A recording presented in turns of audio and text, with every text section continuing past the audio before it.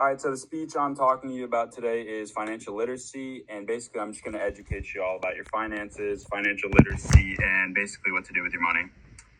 So investing, saving, and budgeting are the three most important topics in financial literacy. So my name is Yazin Kadam. I've been studying this topic for 2 weeks. I've been talking to colleagues and people who are actually in the finance field to get a better idea of this. So let's get right into it.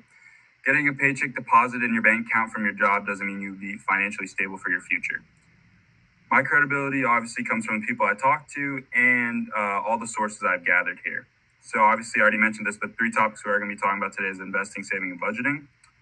And all successful people on this earth are knowledgeable in this topic, and that basically will help them rise to the top, because someone who's making like 2 million, let's say, a year versus someone who's making like 5 mil but doesn't invest it, the $2 million person will probably end up making more as long as he knows if he has the right investments.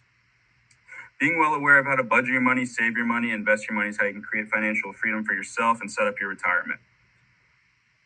Financial literacy can obviously make you rich regardless of how much your actual salary is, because 70 people who make like 70,000 a year can still invest and end up making almost like 100,000 a year.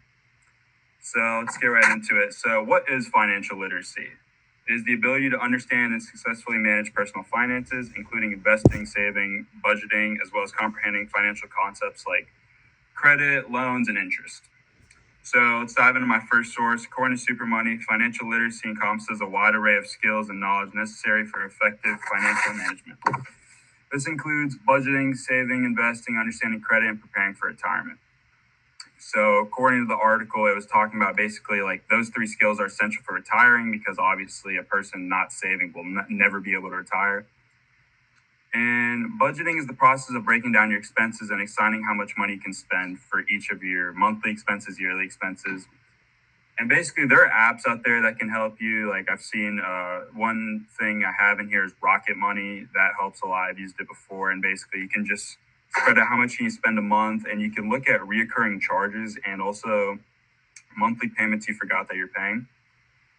And then in my next source by ConsumerGov, a budget helps you make sure you'll have enough money every month. Without a budget, you might run out of money before your next paycheck. A budget can also help you save for your goals or emergencies, because basically you never know what's going to happen. You could go to the hospital, have an ambulance fee of $5,000. I've seen it before. But anyways, let's hop into another topic. How to actually, in the first one I talked about what financial literacy is, but now we're going to go like deeper. So how to budget and invest.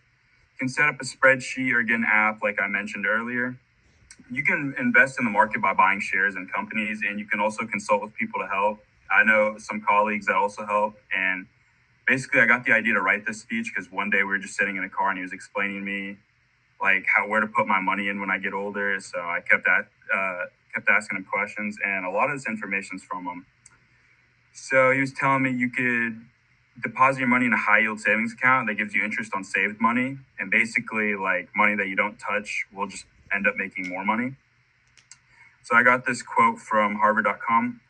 Figuring out how to secure your financial well-being is one of the most important things you can do. For many people, the path to financial security is with saving and investing.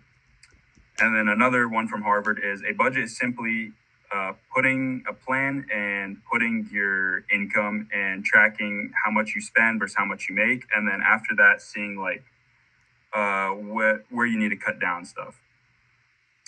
So when should you start investing and saving? You can start as soon as you can, but more so I'd probably start when you were 18.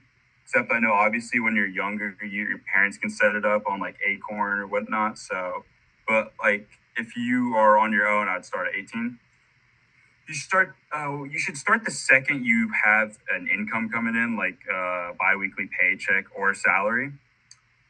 You should also talk to your parents or people like I said in the finance field to get a better idea of like how it actually works, because there's not really many classes like in high school that told you what to do with your money. You just show up to like math and maybe they'll tell you, I don't know.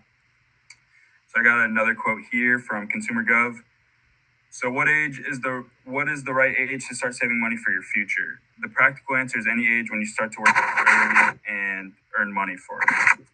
For yourself, whether it's being paid for chores at the age of 5 or entering the workforce after law school at the age of 25, saving money is a financial practice at any age.